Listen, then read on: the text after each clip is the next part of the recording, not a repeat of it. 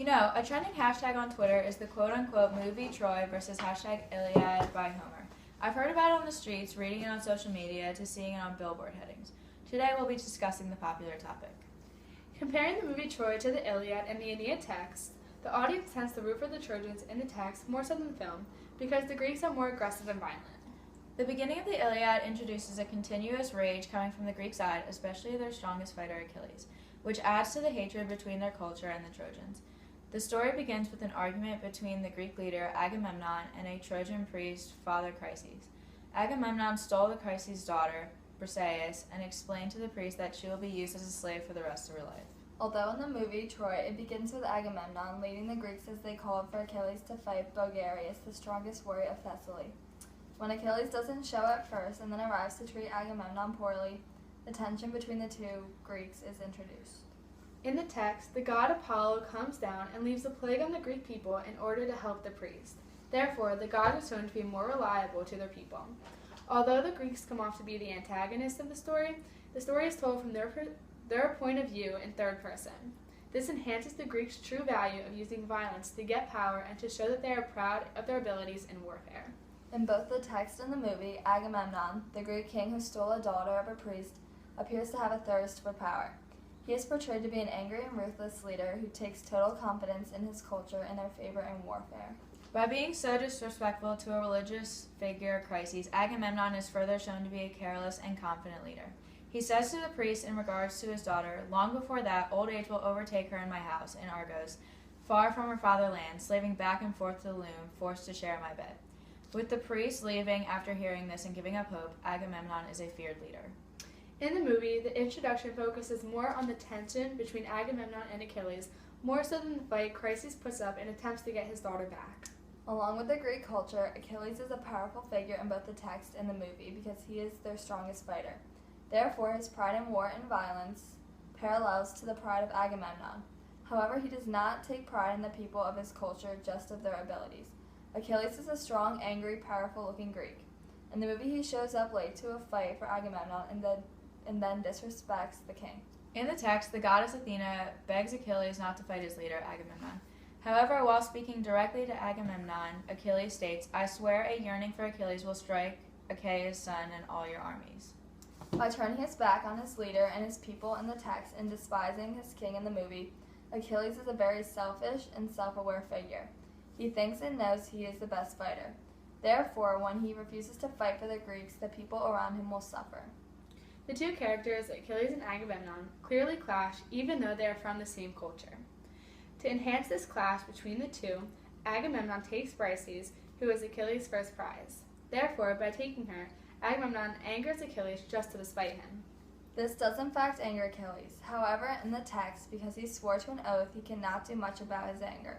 Achilles promised Athena that the fighting would stop and that he would hold his rage back. Also, through the fighting between the culture's king and its strongest fighter, the Greeks are portrayed to be very violent and arrogant people. Therefore, the audience has an easier time favoring the Trojans who are not fighting within their own culture or with other ones. Knowing Achilles and his nature of using his strength, this oath not to fight does not last long in the text. When someone close to him is killed for no reason, his anger is not driven from his love for fighting, but his compassion and love for others. When Hector, the strongest Trojan fighter, mistakes Achilles' best friend for Achilles and kills him, Achilles introduces his most threatening type of anger. He appears not only in grief and at loss, but he is so angry that he is feared by others. He thinks that Hector deserves the worst type of punishment for his foolishness for thinking that he killed Achilles, and his carelessness for killing Achilles' best friend. He says to Hector, "Not even then will your noble mother lay on your deathbed, mourn the son she bore, the dogs and the birds will rend you, blood and bone." After killing Hector, Achilles disrespects his corpse by carrying it around and letting others abuse it. With his continuous anger towards the Trojans, others become scared of Achilles. Opposite of Achilles and his violent nature, Hector appears to be a more caring and respectful warrior who believes in values concerning family, religion, and culture. In both the movie and the text, Hector makes a pact that involves paying respects to the losers' bodies with a proper funeral and burial. When Hector realizes that he will die, he says, "But give my body to friends to carry home again, so Trojan men and Trojan women can do me honor with fitting rites of fire once I am dead." This proposal to Achilles is driven out of his compassionate and loving personality. However, Achilles responds by rejecting Hector's wants and plans to give his body to the dogs and birds. In the text, Hector dies mostly because Athena works in Achilles' favor.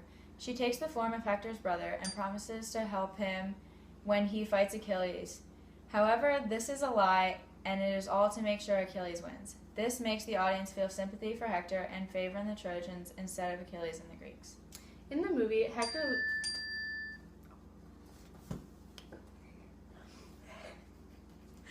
loses strictly because Achilles is a stronger fighter. Similar to the text, the audience favors the Trojans because 1, Achilles is arrogant as he kills Hector, and 2, because all of Hector's family is watching. Speaking of Hector's family, the reactions in both the text and the film is very respectful for the fight. They understand that it is Hector's only choice to fight Achilles, and they also expect his death to occur. In the end, Achilles does kill Hector and his pact is disregarded, and first because Achilles does not feel sympathy whatsoever towards Hector. Along with the rest of Hector's family, his dad mourns the most, which leads him to visit Achilles. When Priam encounters Achilles, he begins to think about the loss Priam went through when Hector was killed. He realizes how the Trojans experienced a similar tragedy and begins to feel sympathetic. He appears to be less aggressive and angry, but more compassionate. To convince Achilles to respond respectfully to the Trojans, Priam involves the idea of family and the gods. This appeals to Achilles' emotions and prompts him to consider Priam's request. By returning Hector's body and dining with Priam, his empathy is shown. He then says, "I'll suspend the fighting for the length of time you've asked for." Priam recognizes this act of kindness and responds in a grateful manner. After Hector is returned and the Trojans, the 12 days are given for mourning and for planning war. Both sides are preparing for the same war, but I think the Greeks and the Trojans have different portrayals of the same event. I agree. The horse entering the Trojan is seen differently by both groups. Depending on what side you're on, I think the horse could be seen differently from both sides. In the story of the Aeneid, the Trojan perspective of the horse is displayed. From the Trojan perspective, the Greeks are viewed as very sneaky. They used Sinon to trick the Trojans into bringing the horse inside. The Greeks were portrayed in a negative way. I think that's because the Trojans didn't want to seem gullible for letting the horse inside their own city. The movie Troy shows the Greeks' view of the horse scene. They make the Greeks look very smart and the Trojans look very gullible.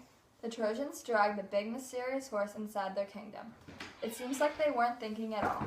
However, the Greeks were seen smart for hiding the horse. I think this event has two clear sides, and neither can be a correct portrayal. It just all depends on your side of the story and how you view it. Well, many things were discussed today involving characters, themes, and meanings of events throughout the movie Troy and the text, the Aeneid and the Iliad. That's all the time we have for today. Thank you, Sid, for hanging with us today. Thank you for having me. You were such an inspiration. Thanks for watching. We hope to see you all again soon.